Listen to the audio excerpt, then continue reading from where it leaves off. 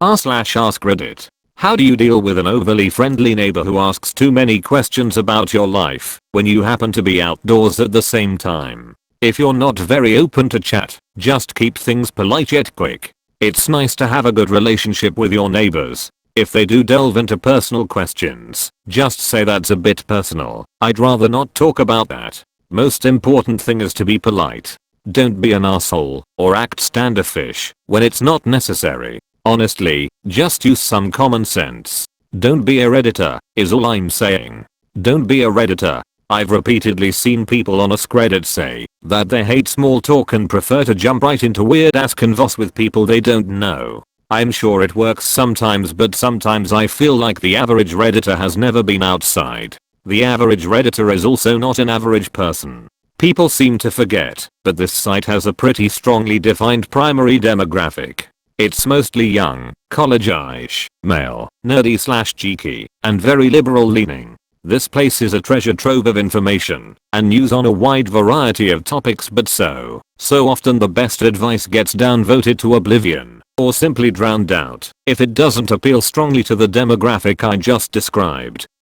Wow. The responses. Some good soon are clearly trying to be funny, but some are disturbing. Look, it is important to be on good, if not friendly terms with your neighbors. You will have them in your life for a long time, whether you like it or not. The responses that recommend short vague answers, where you follow up with questions of your own, are the best. You may very well discover a new friend, or you may both realize you don't click, and you will naturally not take it any further. But you will be left with a neighbor that is at least on good terms. Remember, they may be the person to notice you being robbed when you are not home, or notice the smoke from a fire first, or be accepting of the noise from a large party you decide to throw. There could be a lot of reasons they are talkative, and not all of them are them just being nosy or a dick. They could be genuinely interested, lonely, had a bad neighbor in that house previously, etc., to name a few.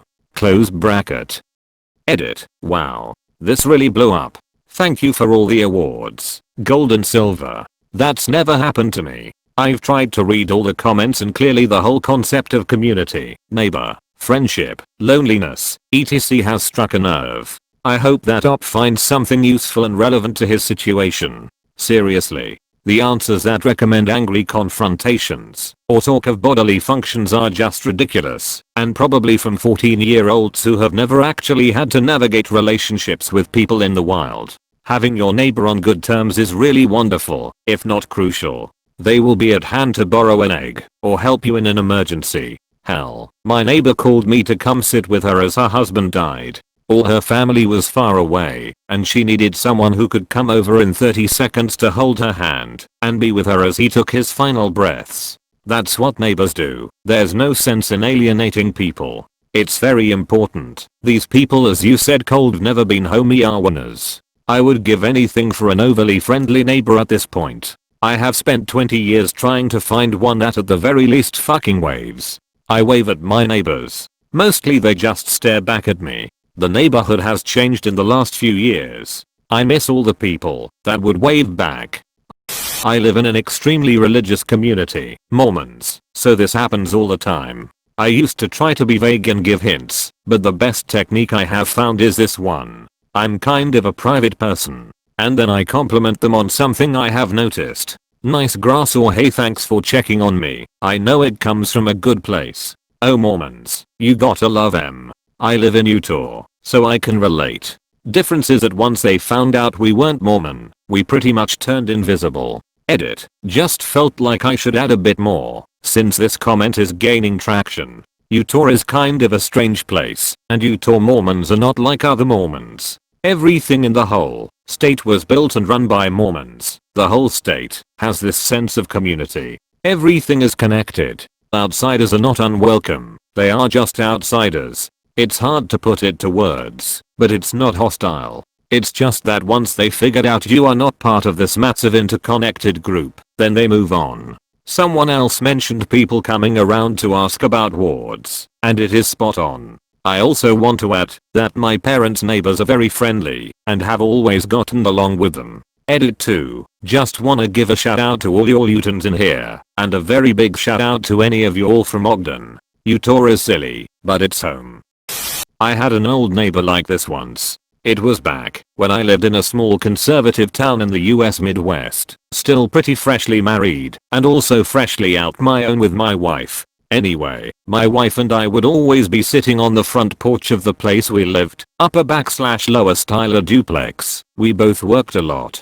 Seeing as how we were working minimum wage jobs at the time, we had to work a lot so we could pay bills and eat and put some money back. So the little time we had to relax and unwind together was pretty precious to us. Still is TBH. So a few months pass of us living at this place, and one day this very tall, very bald, black man just walked up onto the porch while we are sitting there relaxing. We've had a pretty good amount of sketchy people see us on the porch and either ask us to bum smokes, or if they can have some loose change, or if we know where to get any good drugs. I only mention his race because this is very conservative town in the pretty rural Midwest. We kinda look at each other and him as he's walking up and say, "Hi, how are you?" Not knowing what to expect. He replies, "Hi, how y'all doing tonight? My name is Thomas, but y'all can just call me T. I just wanted to stop by and introduce myself. I live in that house right over there." Holds his arm up and flips his hand down to point at a nearby house very effeminately, and I just wanted to come meet the neighbors and let y'all know, if you need anything ever, just let me know. Welcome to the neighborhood. Us. Oh hey, thanks for introducing yourself, man. My name is Atlas_is_my_son and this is my wife Atlas_is also _my_son. That's very cool of you to walk over here and do that. We've only met our upstairs neighbor so far, and that's because I work with him, and we have some beers with him occasionally. Think the neighborhood is nice so far, etc. Small talk. His response to this, to me, was, oh, you mind if I come and smoke a cigarette with y'all and talk for a second? I'll fill y'all in on all the dirty details of the neighborhood. Nothing too bad really, sorry, it's not dirty, but I'll just tell y'all a little about the other neighbors. Being too polite to say no so far at this point. Yeah sure, come on up and have a seat wherever you'd like. So he grabs a chair beside me and sits down. Looking at my wife, so is you two really married? Us, holding hands and wearing our wedding bands. Yeah, working on our first year pretty soon. Thomas, still looking at my wife. MMPH girl, you are one lucky lady to be married to a man that looks as good as this. I'm not gay or anything but girl. If you didn't say you was married just now, I'd be trying to get him to drink some beers with right now. Now looking at me, bashfully, he. Anyway, I'd say anywhere from once a week to once every few months. Thomas would randomly see us sitting on the porch and come up and make vague flirtatious remarks to me and tell us how wonderful we were and how happy he was that we were neighbors. He eventually came out to us officially, lol, and was so happy that we were still accepting of him. Even though he was a sinner, he cried and told us we were the biggest blessing he ever had in his life. Many times he was annoying and we just wanted to sit on our porch alone and enjoy the peace and quiet. But as a gay black man in a small, mainly white, very conservative town, he needed our support more than we needed the peace and quiet those nights. And oddly enough, even though he wasn't an incredibly bright man in a lot of regards, he always seemed to say something that was incredibly insightful and thoughtful to what was going on with us, either at work or with distant relatives or something that there is literally no possible way of him knowing about us, and he always said and about himself. He drank too much and smoked too much weed, but he was always just looking to escape the pain of literally everyone being unaccepting of who he was as a person and him just wanting to be liked. Anyway, there isn't a happy ending or a sad one. My wife and I moved back out west to be near family and finish school after we had our daughter, and that was the last I heard from Thomas. We exchanged phone numbers so that we could stay in touch, but he never contacted me, and the 2 times I tried to contact him, he was out of minutes or had maybe gotten a new phone number. That was a really nice and sobering story of the fragile relationships that we have over the years with people who come and go in our lives. It reminded me of long summer nights drinking with my downstairs neighbors in an old apartment complex. Luke, a young electrician apprentice, lived in #2. Then we had Nathaniel, who was a huge nerd/geek in #6. We were in #4 and there was Gabriel, an African man from Cameroon who lived in #1. We all had spent 2 summers together fairly tight-knit as far as neighbors go. We spent many nights together poking fun at the crazy lady who lived in #5 and just enjoying each other's company. It was always interesting stories about Cameroon and the cultural differences between there and America. Eventually, as sure as the sun sets in the west, we each individually moved on to new locations and new chapters in our lives. None of us stayed in touch, but I think of them often and wonder what they're up to, and those kinds of relationships can sometimes be the best. Fleeting connections with folks who are only available to us by proximity. Thanks for sharing, man. It made me smile and remember those guys. It's been 6 years now since I've seen them. I'm that neighbor. I'm an older lady who lives alone, and I'm just trying to make a connection with my neighbors. If something happens to me or my pets, I'd like someone nearby to at least notice they haven't seen me in a while or worry about my pets. Edit. Wow. Thanks for the swag. Second edit. Come on over, neighbors. I'm making brownies. I truly like having some small conversations with my neighbors and wish more would partake.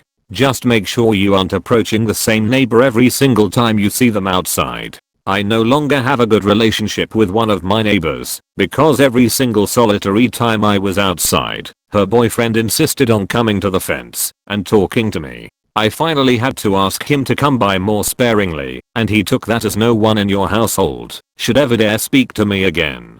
Sometimes I just want to enjoy the sunshine and silence on my patio. It's not a dig at anyone. I just want to be alone, damn it. Lol. I love to say hi for a minute, but I like my alone time too. At my last house, my neighbors came out to talk to me every time I went to sit outside. I put up a screen to deflect the rain from my deck, and it acted as a shield for me. I love my neighbors, but the peace was so nice. My absolute favorite neighbor is like that. If we are both outside, she asks how I am, compliments my garden/holiday decorations, pets the dog, etc. But within a few minutes, she goes back to her day. And when she sees I'm on my way out somewhere, I get a wave. No approach for a chat.